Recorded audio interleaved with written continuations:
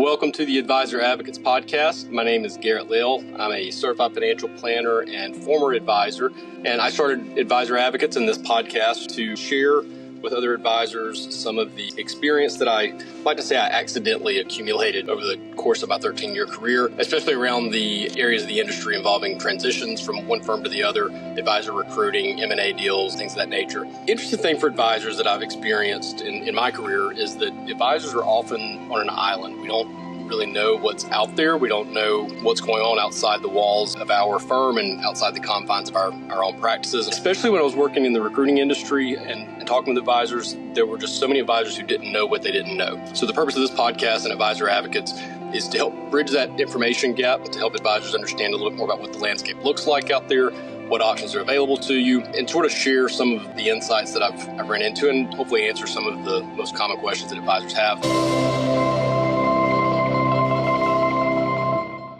Everyone has known for years that technology has been a little bit of a tug-of-war force on the wealth management industry and on the practices of advisors, sort of pulling and pushing in opposite directions. On one hand, technology is greatly advancing the efficiencies in our practices and the way that we do business, and it's made it a lot more efficient than it was 15, 20, 30 years ago for sure.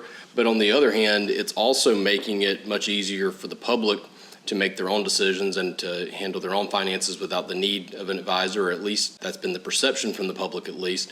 So that's made it, on one hand, a little bit more challenging for advisors to get new clients or even to retain clients, and it's also driven down the cost of what advisors are charging. I talk to a lot of advisors and see a lot of financial statements, and at this point, I know 20 years ago, 15 years ago, most practices earned 80 to 100 basis points on their book of business, on the assets in their business. And that was before it was predominantly fee-based. That was when there was quite a bit of brokerage activity still going on. Now, even practices that are 100% fee-based, it's pretty rare to see an advisor who's earning at least 1% on their book of business, or it's typically in the 75, 80% range, sometimes a little bit lower than that. So it's driven down the cost, and that's the term we've heard for a decade is fee compression, and it's been evident in on the mutual fund side all the way down to the advisor side. But my purpose in this show and with advisor advocates in general, I think I'm learning that I'm better at asking how questions than I am answering what questions, right? So I'm not here to tell you that technology is changing the shape of the industry. Everybody knows that. But there are some reasons for that, and I also think some implications of that may be right under our nose that we don't always think about. And I think my hope for this episode is to shed some light on some of those implications and maybe just give you some different thoughts or different insights to maybe consider, whether that's in your practice or in the ways you do business, because I'm not trying to change anybody's mind or change anybody's way of thinking. But I do think that there may be some things that you haven't really thought about that you may want to weave into your thought process when it comes to how you run your business, how you interact with clients, and the decisions that you make day in and day out. So breaking this down like maybe the most fundamentally obvious level that you possibly can, I think it's pretty safe to say that technology provides the ability to perform objective tasks that do not require, logic, reason, emotions, empathy, some of those uniquely human characteristics. And it allows us to perform those tasks quicker and with less effort, and therefore more cost effectively than paying a human to do it. So really simple example of this, 100 years ago, 200 years ago, ever how long it was ago that the calculator was invented. Before that time, someone who wanted to do an advanced math problem had to sit down and write it out on a piece of paper and think through it, or certainly if they were very intelligent, they may be able to do some more complex problems in their head. But at the end of the day, it was a human performing that task, and the ones who were better at it could do it quicker and more accurately than those who couldn't. Calculators then kind of raised the bar on technology to a level where if you could punch the buttons correctly on the calculator, you could get the right answer. Funny little thing the other day that just kind of caught me off guard. I was helping my son with math problems, and there was something he needed to use his calculator for, and I said, well, go get your calculator and do that. And I promise you the next two words out of his mouth were, "Hey Siri." Okay, we've now reached a point where you don't even have to type in the numbers correctly. As long as the computer can hear you articulate your words clearly, you can tell the computer what answer you're looking for, and it can bring you back an accurate answer. So technology and computers and machines are becoming so advanced that they can do more and more things humans used to do, and they can do it much quicker, much more cost effectively. So it's making it exponentially easier for us to do our work, but it's also making it exponentially easier for our clients to replace us with the same computers that we're using to perform our work. So it's an interesting challenge that we've faced in the industry for a long time, and this is not a new phenomenon. Again, I'm not here to break the news story to you that technology is affecting our practices. But there is another implication of that I don't think I had thought of until more recently, which is that there are still those human components of our jobs, and there are still subjective aspects of what we do. Human empathy, understanding, caring for our clients, being able to exercise some type of judgment. Well, a computer's not going to do that. A computer has no empathy whatsoever for anyone. It doesn't have empathy for the client, and it doesn't have empathy for itself either. It's going to act objectively only on what is best for the client without any regard whatsoever for the emotional implications of that. For the truly empathetic advisors that are out there who really do mean it when they say they put their clients first and they really do care more about their clients than they do themselves, that actually ends up being an advantage for them in their practices rather than a disadvantage, because there are going to be some situations that a computer may not be able, because there is going to be an emotional component that comes into it, and the computer is not going to take that into account in its recommendation or in its financial planning or in anything else that it's doing, where the advisor can empathize with that and can relate something to the client that maybe the computer can't. So what we kind of thought was a disadvantage for everyone, I don't think is necessarily a disadvantage for every advisor and every firm that's out there. I think that what technology is really going to do is maybe in a final battle for all the ages, finally weed out some of the bad apples of the industry who have been acting in their best interests, and it's going to therefore leave even less competition for the good guys and gals of the industry who are doing it the right way, and it's going to create an opportunity for them. So to the purpose of the title of this show, that I think people are becoming the key differentiator, it's so funny to me. After I sold my practice and I started to work with advisors in transitions and in recruiting, I talked to a lot of the firms, and I would always sort of ask, what are your key differentiators? What are the things that set you apart? And I was blown away by this. It was so funny and so ironic.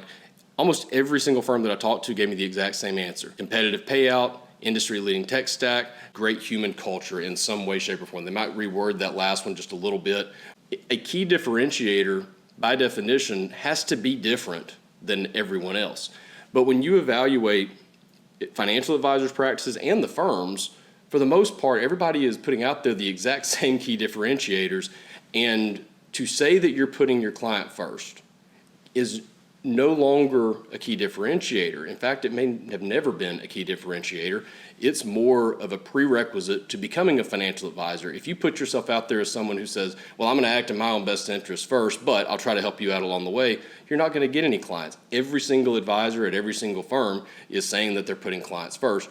So when you make that your marketing slogan, you're just wasting real estate on your website. Yeah, you may have to say it, because if it's not there, maybe someone may think that you just don't want to admit that you put yourself first. But you can't rely on that as being the reason that people are going to choose you, as opposed to working with Jim down the street or Susie across the town. You're going to have to dig a little bit deeper than just saying we put our clients first. So eventually I got frustrated with getting the same answers from all of these different firms, so I started just boiling it down to a simpler process where I would tell these firms, okay, just sell me on your firm. Tell me the one reason that I need to join you that is truly different than any of the other firms. It's one thing that I get when I work with you that I'm not going to get anywhere else. And even boiling it down to that, I still end up getting the same answer a lot of times. But it's also the nature of the business that we're in right now. A lot of this industry has become commoditized, okay? You can't rely on your technology anymore. You probably can't rely on your stock picking, although there are a few firms out there that truly do excel in asset management and in the investment process. But there are a lot of firms out there that are touting that they have that without really having it too. So that becomes a little bit watered down. It can't really be about your product mix, because most of the time, most of the firms are offering the exact same access to the exact same products. So at the advisor level in your practice, it's even more commoditized. There may be some firms out there who truly do have a proprietary technology that is a key differentiator. And that's okay. If you do have a technology that really is better than anything else that's out there, then sure, that can be your key differentiator. But I think in a lot of situations, when you think back to like Sales School 101, you had features and benefits. And I think a lot of times what we think are benefits are really now becoming more just features. They are sort of fundamental things that are expected in our practices and are expected to be offered as a part of our firm that we're still leaning on to try to distinguish ourselves from the competition. And that may be out of laziness. It may be just naive that we don't know that our competitors have caught up with us. But for whatever reason, when I talk to firms and I talk to advisors, they all think that they have the same basket of things that make them special, and that is definitionally contradictory, because if everybody has the same special feature, it's no longer special. So that leads me back to what is the key differentiator? And I think in a world that is becoming more and more technologically advanced and more commoditized in so many different ways, that doesn't mean financial advisors are going the way of the dinosaurs and we're not going to be able to survive. I think 10 years ago, I think that is what I thought. If technology keeps advancing at the rate that it's going right now, in 10 years, no one will want to pay for a financial advisor, or 50 years, or ever how long I thought it was going to take. No one's going to pay a financial advisor to do this anymore because a computer can do it all for them. I don't think that's true, because there are situations that I can go back to where I had conversations with clients that 100% could not have been taken care of by a computer. These were emotional conversations. These were things that you were appealing to the human side of the relationship rather than the objective financial numbers side of the equation. And those types of conversations are what start to separate you and start to set you apart. So I think if you fast forward, X amount of years into the future and look at what I would maybe guess the industry is going to look like, and this is 100% just my opinion. I have absolutely no idea if I'm right, probably not. But I could see a situation where there are far, far, far fewer firms, far fewer advisors, and most clients have gone the way of technology and are doing it themselves or are using robo-advisors or some type of a low-cost solution. But others have sort of gravitated towards those advisors that are remaining, and that the commonality between these firms that are left is that there is going to be a true human element to their practice and a true compassion and empathy for the clients that they're working with, and an ability to connect in the subjective realms of their communications and their relationships with clients that don't exist in the technology world. And the really cool side effect of that is going to be, once there's less competition and we've weeded out sort of the used car salesman of the industry, I think that you may see those surviving advisors be able to increase their fees. What you'll find is that for the clients who are left that want to pay for that service, they aren't going to the lowest bidder anymore, and they're not putting the premium in their decision-making process on how much an advisor charges. They're looking for the best person. This is a really, really bad way to explain it, but you don't necessarily pick the cheapest therapist, right? And I'm not saying that financial advisors are going to be therapists in 20 years. That's not where I'm trying to go with this. But people pick the therapist usually based on, who's going to be the best fit for what they're looking to do. I was a golfer for a long time. I didn't pick my golf coach or the golf pro that I went to get golf lessons from based on which one was going to be the cheapest. It was more of which one was going to be the right fit for my game and what I was trying to work on in my game. I think there will be a laundry list of reasons that the public will select who their financial advisor is going to be, but I think they're going to be less based on product selection, cost, investment performance, and it's going to be more focused on who's the human on the other side of that. If that is where the industry goes, if I happen to be throwing darts here, but if I happen to hit the bullseye on that one, then as advisors now, how can we think about where the puck is going and how to position ourselves to be ready to capitalize on it as we get closer and closer to that point? Now, here's the earth-shattering part of the show. Here's the part that I think is maybe gonna hit you upside the head and surprise you. I don't have that answer, and I don't necessarily think that there is an answer for every single person out there. And I don't mean to please don't take this the wrong way, and I think I'll be interested to see when I go back and look at the analytics if this is a sharp drop off in the video or the podcast. But there are some folks out there, you can't teach human empathy, okay? I would love to throw in a plug right here and say, hey, if you don't know how to find your key differentiator, call me and I'll help you. I can't help you find that. I don't know who can help you find that necessarily, and that's beyond the scope of this podcast, even the scope of my entire business. That is a very deep, soul searching type of a task that you may have to undertake. But I do think that part of this process might involve you kind of do some soul searching and think about, who am I in this for? Am I in this for me, or am I in this for my clients? And am I acting in that way? And I'm not telling you to figure out how to fake human empathy. I'm telling you that if you don't have it, it's going to be difficult to survive. If you're somebody, and I know some people like this, and I'm not even saying this in a derogatory, judgmental type of way. Look, I have an ego. This industry is made up predominantly of folks with big egos. I love working with advisors and getting to know advisors, because I'm starting to see so many common themes between myself and other advisors. A lot of advisors have big egos. I wasn't the only one. I think it may even be a prerequisite to being an advisor more than it is just a coincidence. But a lot of advisors have the same characteristics and a lot of the same personality traits. And frankly, a lot of advisors have either developed big egos over their careers, or they had great careers because they had big egos coming into it, and that helped their confidence and helped them to be the ones that shined over the last couple of decades. I'm not condemning the big egos. I'm just objectively trying to point out that the big egos are going to be the ones who probably lose eventually in the war with technology, where the truly empathetic, compassionate advisor and teams that really do put their clients first are going to be the ones who can survive a battle with technology, because they are able to provide the one thing that technology can't provide. I'm not really, the purpose of this podcast and this episode is not to sit here and give you a big moral lesson about how to become better people. It's not that at all. And I apologize if it comes across that way. Technology's catching up on all of the things that we used to think we were better at than anybody else. And it's leveling the playing field. So you may be forced to kind of have a little bit of humility in advance and look at this and say, okay, am I the way I've been practicing, is that going to survive in the face of this advancing technology, or can I adapt? And I do think it's possible to adapt. It's beyond the scope of what I would ever try to cover on this show, but yeah, sure, you can adapt and learn how to develop more compassion. There are certainly different ways that you can do that. Or maybe it's time for me to exit the business. Maybe it's time for me to plug myself into a different team where I can do something that is a little bit more aligned with my skill set, rather than being set up for failure, trying to be something that I'm not. So again, I'm probably a little bit better at asking you the deep why questions than I am giving you the answers that you're looking for. But I think that's kind of the theme that we may be looking at moving forward, is that if you're not surrounded by a group of people who can actually put others' needs above your own, you're going to be commoditized, and you may find yourself swimming upstream. And there are other ways that you can adapt your career, and there are ways to adapt your practice, and there are the ways that you can adapt just the way you do things to be able to survive.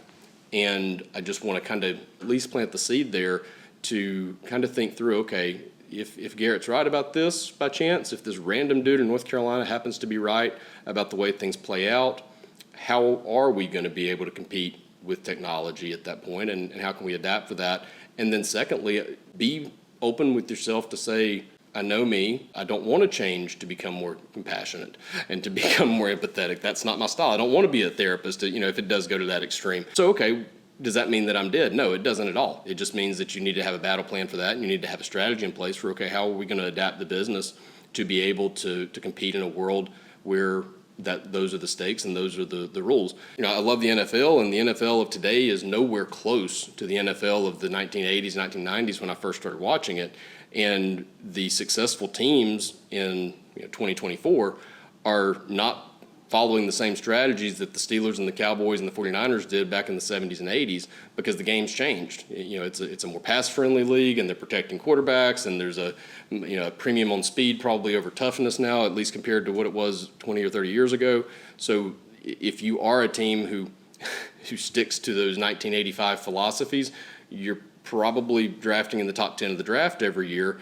And in the financial world, if you apply that, you're going to be out of business at some point, or you're going to be bought out at some point, or you're going to go away. So I just want to, again, the goal is more to to challenge your thinking than it is to criticize or to say, who's doomed and who's going to be successful and who's not.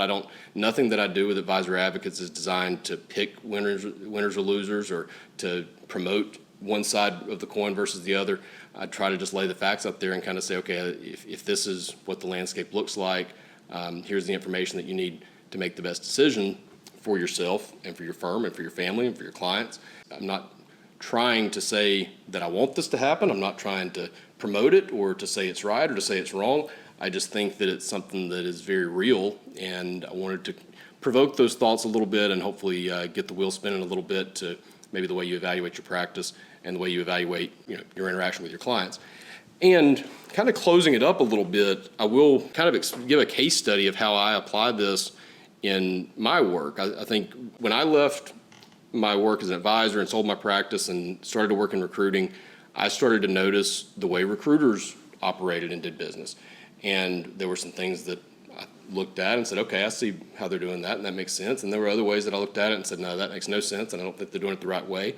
So when I started Advisor Advocates and kind of put my own spin on what a recruiting firm should look like, I've kind of noticed, and I don't even think it was necessarily on purpose to begin with, but as I started to notice that I have embraced it, that I do put that premium over people as opposed to what those bullet points are or those key differentiators are. That for me, when I'm deciding who I want to partner with and who I want to work with and which relationships are going to be good relationships, I do put a premium on working with the good guys and the good gals and the good people in the industry, because I do think that's where the puck's heading. And as someone who's predominantly compensated based on my ability to recruit advisors to firms or to facilitate M&A deals, I'm a bit self-serving also. So I want to go where the puck's heading. So I try to align with the people that I think align with my vision for the industry. So I do think that even in the recruiting world and when advisors are making decisions about which firm to join, look, all of the big firms have access to all of the same technology, or if they don't have the exact same technology stack, the tech stack that they have performs 99% of the same functions as their competitor and has the same level of sophistication. So tech stack is not a key differentiator. Neither is compensation and competitive advisor payouts. It can be a disadvantage. If you're running an employee model paying everybody out 20% and making them go out and hunt and kill their own food, then yeah, you're at a disadvantage. But all the employee type models are paying about the same amount. All of the independents are paying about the same amount. All of the RIAs and the turnkey RIA solutions are paying out about the same amount. And even if you are at a 95% payout and somebody else is at a 93% payout, that 2% doesn't make much of a difference to most advisors at that level if they don't feel like they can trust the people that they're working with, or if they don't have a good relationship with management at the firm that they're going to be joining. And one huge obvious point of this is, if you can't trust the firm and the people that you're working with anyway, then it doesn't matter what they offer you if they don't actually execute and fulfill their promises to you. Because if you're taking a deal with someone that you don't trust because they are offering you the best deal, then basically what you're doing is betting that your lawyers are better than theirs if it goes to court, and their deal minus legal expenses is going to come out better than the lesser deal that was with someone that you did trust. So in the M&A and the transitions side of it, it's still about people. It's still about working with people that you can trust, finding the people, when you're looking at firms to merge with, looking for potential successors, looking for potential firms to transition your business to and become independent or maintain independence, looking for minority partners to come in and help you grow, looking for majority partners to buy you out. It doesn't matter. Wherever you're going with your next transition, it should be about working with people that mesh well with you philosophically, that mesh well with you ethically, that there's some synergy there in the way you do things. That's the key differentiator that I see most advisors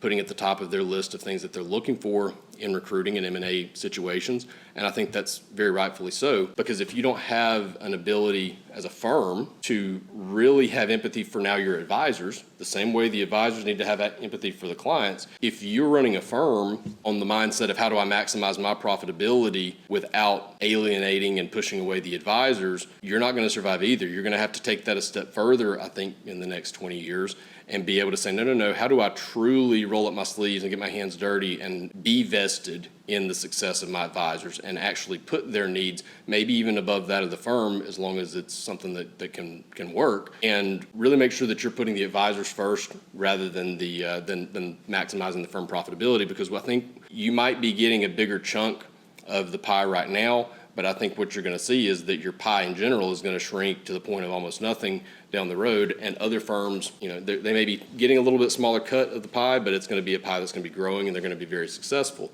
So I know that's something that I look for in my business. I look for the no jerk policy. I think is maybe the entry point, but I think it goes beyond that. I think there are good folks out there that I like and would like to help them, but I don't really see an opportunity to work with them because I don't really see what makes them special. And sometimes I can get involved with the firms and help them identify what makes them special and offer some consulting time to kind of share what I know and be able to let them know what they don't know from what else is out there, and help them better position themselves to figure out, okay, what is it that I do or could be doing that makes me special compared to my competitors, and that would allow me to bring in more advisors, and to what are some services that I can provide to the advisors to help them grow quicker or to add value to them.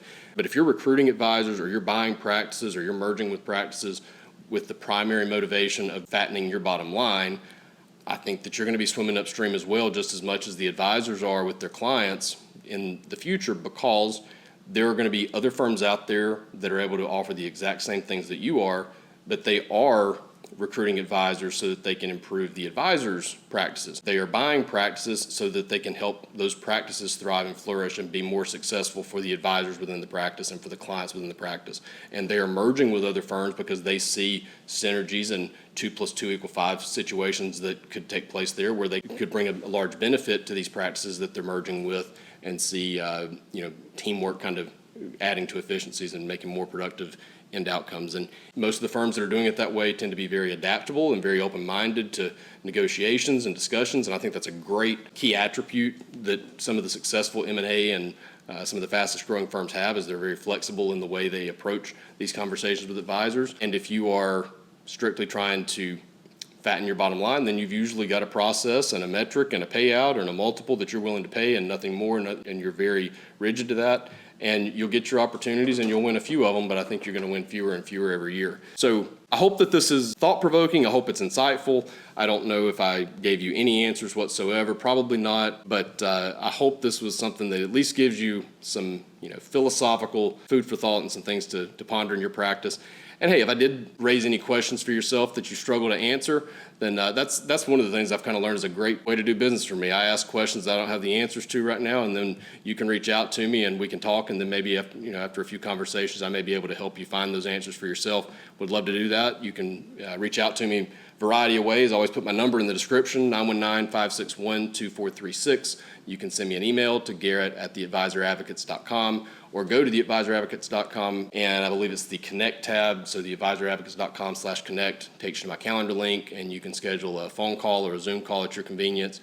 We can have a 30-minute, 45-minute chat, get to know each other a little bit. If I can help, would love to do that. And if you're an advisor who is weighing your options, looking at different firms, thinking about selling, I always take the blank canvas approach with each conversation. I want to get to know everyone, let you kind of tell me your story and where you want to go, and then dig into the details a little bit and figure out how to get you there. But I am far, far, far more on the consulting side than I am the sales side, so I'm not here to push anybody any direction or another.